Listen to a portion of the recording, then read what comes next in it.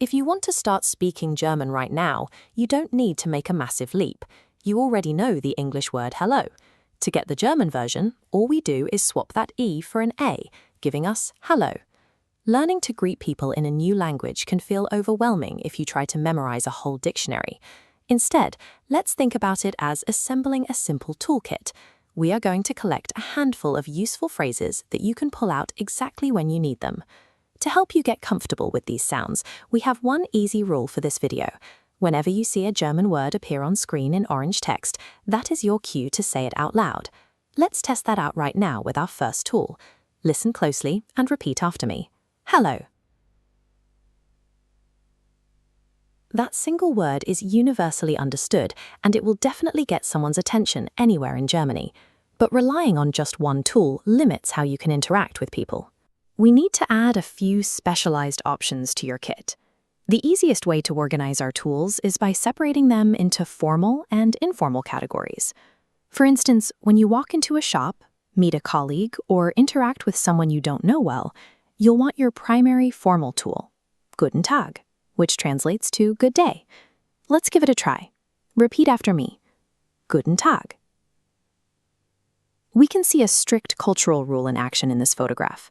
Whether you are using a formal greeting like Guten Tag or something more casual, Germans expect you to make direct eye contact, and if you're greeting physically, to offer a firm handshake. Now, if you are catching up with close friends, you can leave the formal tools in the box. You can actually just say hi, exactly the same way you would in English. Choosing between the formal Guten Tag and a casual hi helps you match the tone of the room and navigate your first interactions with confidence. Our next set of greetings are built for specific times of the day. This clock graphic highlights the morning hours. When the sun is coming up, you'll reach for Guten Morgen. Try it with me. Guten Morgen. Later, our tool changes. You use Guten Abend to wish someone a good evening, even late into the night. But Gute Nacht, meaning good night, is exclusively an exit tool. You only say it before going to sleep. You might have noticed a slight difference there. We said Guten Morgen, but Gute Nacht without the N at the end. Don't worry about the underlying grammar rules for now. Just focus on mimicking the sound. If you travel outside of central Germany, you'll want to pick up a few regional specialties. Looking at this street in a Bavarian village, you're stepping into an area, including southern Germany and Austria, where the go-to greeting is Grüß Gott.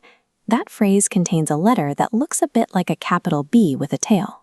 Watch this graphic on screen. That character is called an SZ, and it simply makes a sharp double S sound. There's no need to panic about the spelling. Let's practice that regional tool now. Grüß Gott. Here is another view of an alpine village, reminding us of Switzerland and southern Germany. In these regions, you'll hear Servus, an incredibly versatile phrase that pulls double duty as both a hello and a goodbye. While these regional terms are optional, using them in the South signals that you've taken the time to learn the local customs. Every conversation eventually ends, so we need a reliable exit strategy to complete our kit. The most common informal way to say goodbye across all of Germany is tschüss. Many people also borrow from Italian and simply say ciao. Try that standard goodbye with me. Tschüss. Now, if you are in a formal situation, you'll need to swap that out for a different tool. Auf Wiedersehen. Let's practice the formal version. Auf Wiedersehen. And if you're parting ways with a friend you plan to see again soon, you can use a casual alternative. Bis bald.